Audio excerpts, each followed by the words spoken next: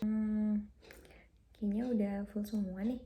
Kita bisa lanjut ke pembahasan kita, tapi sebelum kita masuk ke pembahasan, jangan lupa di like, subscribe, dan di share ke teman-teman kalian.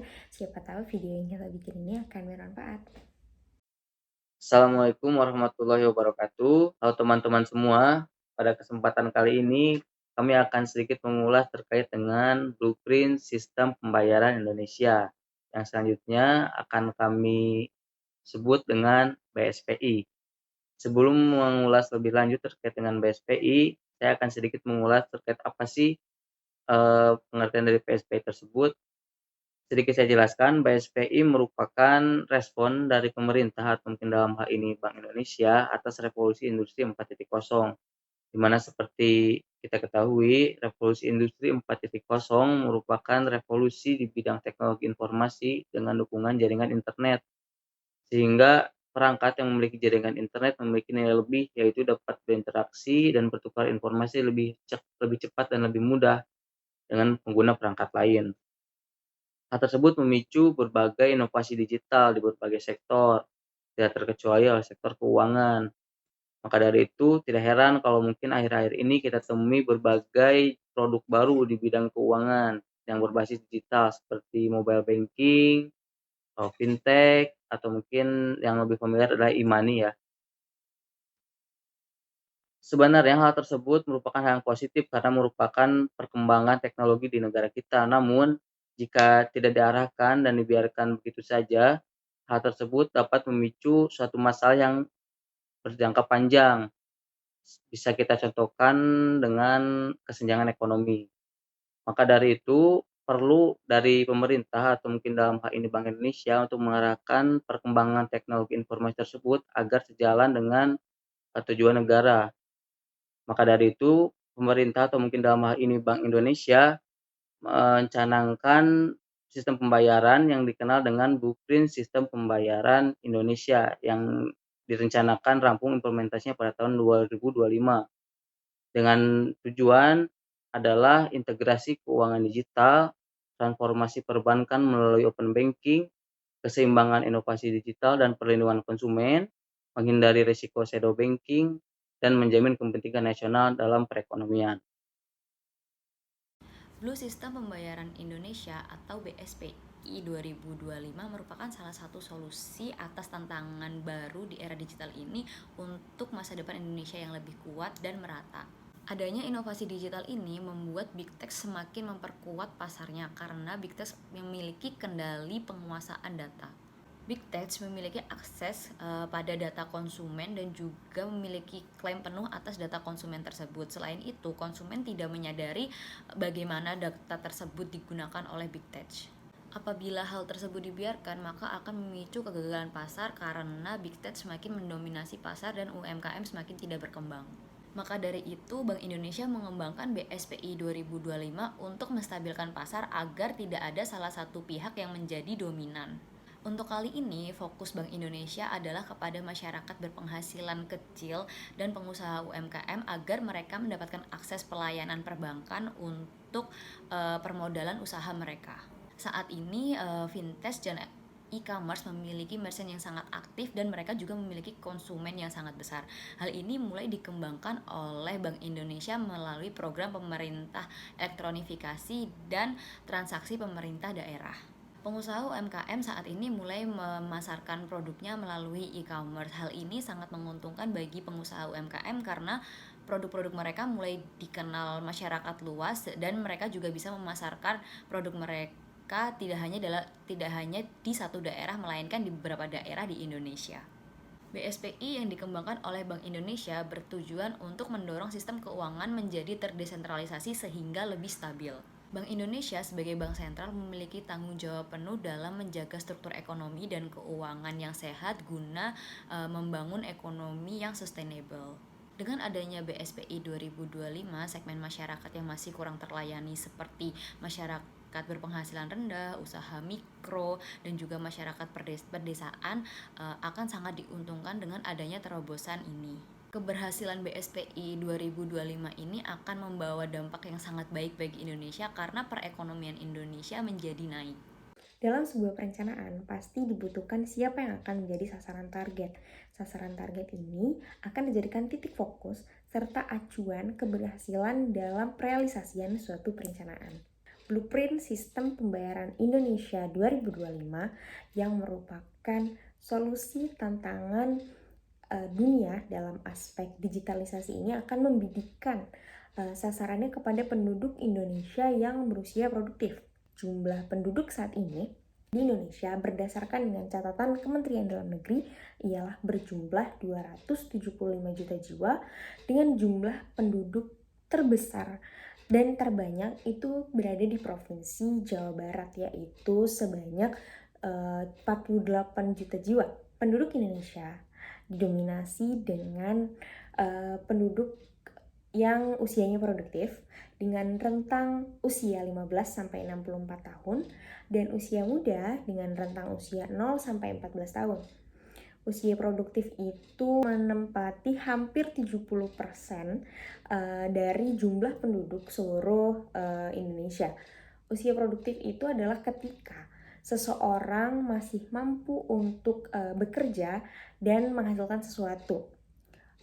Usia produktif juga merupakan suatu modal yang besar bagi negara karena dapat meningkatkan perekonomian serta menjadi daya saing terhadap dunia.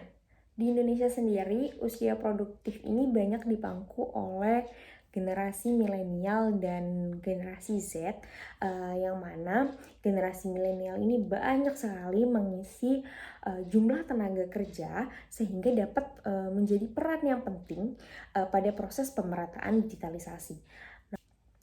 Generasi milenial dan generasi Z ini lebih mudah terkena gelombang digitalisasi karena keseharian mereka lekat sekali dengan smartphone dan internet. Jadi, Blueprint Sistem Pembayaran Indonesia 2025 ini akan memfokuskan kepada para muda-muda yang mereka memang sangat sering menggunakan smartphone untuk pembayaran, untuk melakukan transaksi, untuk belanja, untuk beli tiket konser. Mereka bisa melakukan semuanya di smartphone. Blueprint Sistem Pembayaran Indonesia 2025 juga memfokuskan pemerataan ini kepada para pelaku UMKM yang masih belum menggunakan pembayaran digital, sedangkan populasi UMKM di Indonesia itu cukup banyak. Jadi mereka diarahkan oleh Bank Indonesia agar pembayaran dan transaksi-transaksinya akan dilakukan lebih terdigitalisasi, serta juga kepada mereka yang termasuk ke populasi unbank agar terarah dan tentunya populasi unbank ini tidak mendominasi pasar. Hal ini dilakukan Bank Indonesia untuk menyeimbangkan perekonomian. Sejak tahun 2019 hingga tahun 2025, BSPI memiliki 5 inisiatif loh teman-teman. Yang pertama, open banking. Yang kedua, sistem pembayaran retail. Yang ketiga, infrastruktur pasar keuangan. Yang keempat, data dan digitalisasi. Serta yang kelima itu regulasi perizinan dan pengawasan. Nah, kelima inisiatif ini akan diwujudkan melalui 23 key deliverables. Kedua 23 key deliverables ini diwujudkan di tahun 2019 hingga tahun 2025. Seluruh key deliverables ini diwujudkan melalui 3 tahapan, yaitu industrial approach, yang kedua regulatory approach, dan yang terakhir itu collaborative approach. Beberapa deliverables mulai diimplementasikan di tahun keduanya. Di antaranya, teman-teman sudah pada dengar, yaitu QRIS, Quick Response Indonesian Standard, yaitu game changer di masa pandemi yang sudah memiliki 6 juta merchant di tahun 2020 dan 12 juta merchant di tahun 2021. Yang kedua, BI Fast Payment. BI Fast Payment ini menjadi the next game changer berikutnya karena dia memfasilitasi berbagai pembayaran. BI Fast Payment ini merupakan sistem pembayaran SP Retail yang memberikan fasilitas kepada berbagai pembayaran yang dapat dilakukan secara real time atau 24 jam dalam seminggu. Lalu ada OpenAPI, Open Application Programming Interfaces. Nah, OpenAPI ini memberikan fasilitas kepada IT perusahaan e-commerce dan financial technology untuk mengaplikasikan integritas sistem to sistem atau sebuah program aplikasi yang memberikan suatu aplikasi dapat berbicara dengan berbagai aplikasi lainnya. Nah, seperti yang udah dijelasin tadi, salah satu sistem pembayaran digital yang biasanya digunakan oleh masyarakat di Indonesia yaitu QR Code Standar Indonesia atau yang biasa kita singkat sebagai QRIS. Penggunaan QRIS ini sendiri dapat teman-teman jumpai di berbagai tempat. Misalnya kita mau membeli kebutuhan maupun jajan di minimarket terdekat, kita bisa menggunakan QRIS ini sebagai metode pembayarannya. Ataupun semisal kita mau naik transportasi umum di sekitaran wilayah Jabodetabek seperti ini, teman-teman bisa menggunakan QRIS sebagai alat pembayarannya. Nah, karena beragam pemanfaatan serta kegunaan yang dimiliki oleh QRIS tersebut, masyarakat sendiri pasti akan merasa senang dan responsnya baik terhadap kemudahan dan juga keuntungan yang dimiliki oleh QRIS ini. Teman-teman bisa terhindar dari kejahatan uang palsu yang beredar, tidak perlu menyediakan uang kembalian lagi untuk melakukan transaksi, maupun banyak keuntungan lagi yang bisa diperoleh.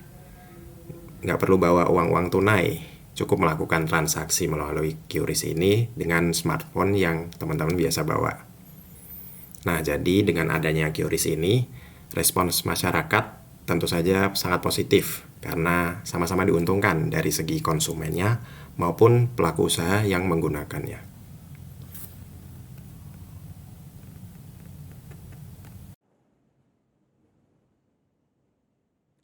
Nah, tantangan selanjutnya dari BSPI ini yaitu bagaimana BSPI dapat menjangkau seluruh elemen masyarakat yang ada di Indonesia, terutama penduduk dengan usia non-produktif. Nah, buat teman-teman yang belum tahu apa itu penduduk dengan usia non-produktif, penduduk dengan usia non-produktif yaitu penduduk yang tidak dapat menghidupi dirinya sendiri. Nah, penduduk dengan usia non-produktif ini ada dua, yaitu usia 0 sampai 14 tahun dan yang kedua 65 tahun ke atas. Nah, bayangin aja nih teman-teman, BSPI ini kan agar kita masyarakat Indonesia dipermudah tentang keuangan, dapat terintegrasi dengan teknologi dan kecepatan-kecepatannya. Nah, sedangkan penduduk dengan usia non produktif di Indonesia sendiri banyak yang tidak paham dengan teknologi tersebut, gaptek lah istilahnya. Sedangkan untuk yang paham teknologi, yaitu dengan usia 0 sampai 14 tahun, mereka hanya tahu game Free Fire yang gak ada pintunya, Mobile Legend, Freya, dan game-game lain gitu, dan YouTube dan TikTok gitu. Nah, untuk persebarannya sendiri ada 5 provinsi yang dengan tingkat penduduk usia non produktif tertinggi. Yang pertama ada Kalimantan Timur dengan 17%, lalu ada Kalimantan Barat dengan 16%, Nusa Tenggara Timur 16%, Nusa Tenggara Barat 16%, dan Sumatera Selatan juga 16%.